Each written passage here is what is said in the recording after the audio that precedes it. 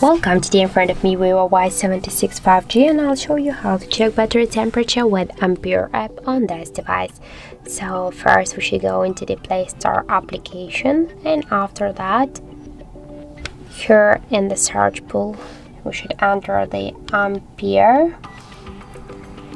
Now we should get this application, so tap to install and wait a couple of seconds while this application installing and then downloading and then installing on your device. After that, just open to the app here, click yes I agree and pick close.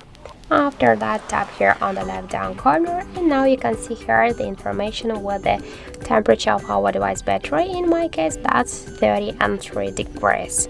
And if you want, you can just here check another information about your device battery level, health capacity, and more other info like the Android version and the model of the device and more other information. So that's how it looks. Thank you for watching, and if you found this video helpful, don't forget to leave a like, comment, and to subscribe our channel.